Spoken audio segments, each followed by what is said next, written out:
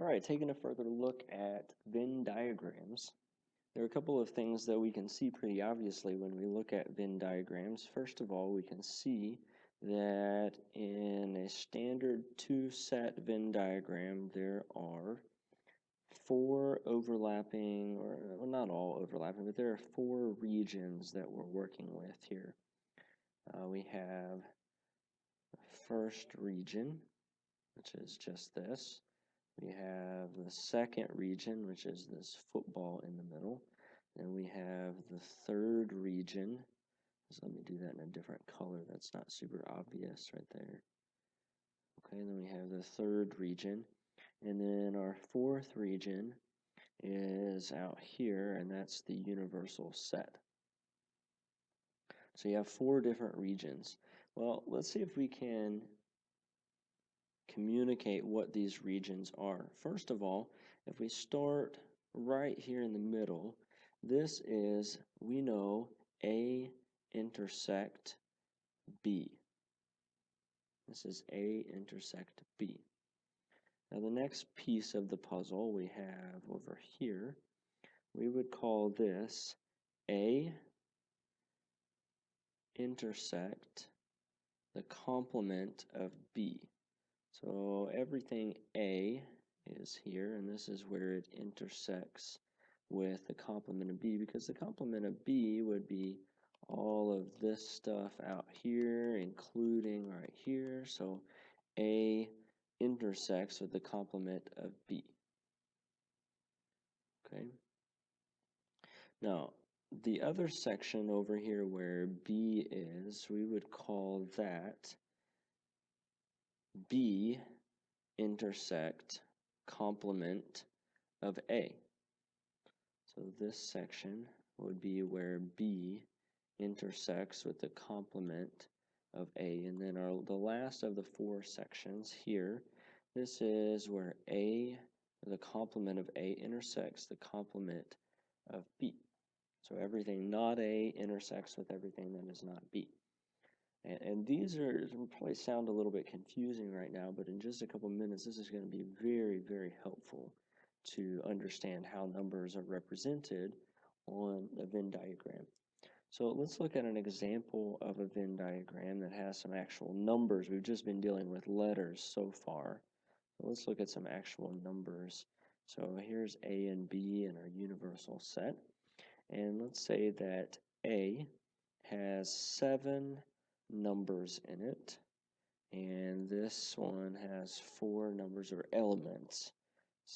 A has 7 elements. A intersect B has 4 elements, and then B has 6 here, and we're left with 3. Now let's talk about how we would translate this. Well, think about that every element within set U is represented on the Venn diagram only one time or in one region. So if we want to find out what are the total number of elements in U, we're going to just add these up. So U equals 7 plus 4 plus 6 plus 3. And this is going to give us a total number of elements present in set U. When we add it up, we should find that the total number of elements in U, we notate that lowercase n, number of elements in set U, equals 20 elements total. Now, let's go down the line and let's see what we can find here. Let's just stick with the same thing. If we wanted to find the number of elements that are in set A, well, let's look, and we went total for set A. Well, where is set A? We were shading these the other day, so this is set A. There's 7 here and there's 4 here. So number of elements in A equals 7 plus 4, which is 11 elements. How about number of elements in set B? Well, we would do the same process. except this time, let's use a different color here. We're going to look at B. So circling or shading, this is B, so we want to count everything inside of B. Well, there's 4 plus 6 elements in B, so 10. Let's keep going. Now we want to find what are the number of elements in A union B. Well, we can do this the same way. Let's represent as we did in shading the union or the merging of A and B. Here it is. This is all of them put together. So we have 3 sections to count. 7 plus 4 plus 6.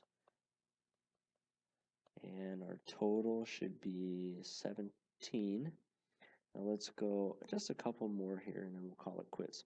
So number of elements in A intersect B. Well, let's highlight this on our Venn diagram. Here's the intersection of the crossing of A and B. There's only one number, one answer in here. That's just going to be 4. Now we could keep going. What is the number of elements that are in? So number of elements in not B, or let's say the complement of B. Well, let's look at it. Here's B, and we want to know everything that's not in that. So we're going to look at 7 and 3. So not B is going to be 10. And we can keep going. There are a lot of combinations that you could do.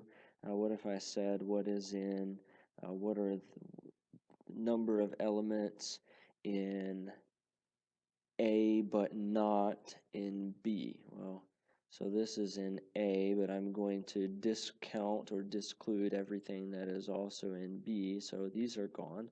So it would be 7. So the number of elements would be 7. Okay, now that we've looked at some of these representations, let's look at a couple of identities that are also going to be super helpful for you in the future. Here they are. The number of elements in A intersect the complement of B equals the number of elements in set A minus the number of elements in A intersect B. This is your first one. Let me put the other one up here and then I'll go back and I'll explain and show you a picture of them.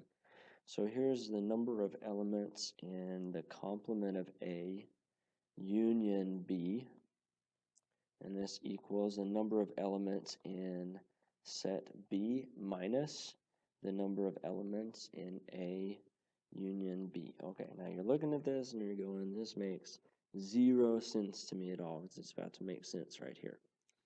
So let's go back to our original picture that we had of set A and set B, and let's fill in our values again. So we said that this area right here represents A intersect the complement of B, and this middle section represents A intersect B, and this other side section represents the complement of A union B, and the last piece, this outside portion, is the complement of A intersect the complement of B. So let's think through this first one right here, see what we can come up with. So the number of elements in A intersect not B. Where is that? A intersect. So that's okay. So that's this thing, just this side piece. A intersect not B. Well, let's think about it. It says that that equals the number of elements in A. Number of elements in A would be this whole thing. Okay, number of elements in A. Okay, minus the number of elements in A intersect B. Well, this is A intersect B, so if we cut that out, or if you look at your white line, you can see that they are the same thing. The number of elements in A intersect not B is this right here. and then we took all of A, which is this right here, and then we cut out this section, which left us with the same piece. Okay, and these are what we call identities. Okay, and we can go back and we can do the same thing with this other piece. So the number of elements in A intersect, or not A, complement of A intersect B, which that is, let's draw it in white again, that's this section. A complement of A intersect B equals the number of elements in B, which is, let's use a different color so you can see it, which is this whole thing. That's the number of elements in B, minus the number of elements in A intersect B, which is this. So we cut those out. You can see again, we end up with the same exact thing. So true, these are equal. These are equal. And these identities will come in very handy later on when we get into some real world problem solving situations using Venn diagrams.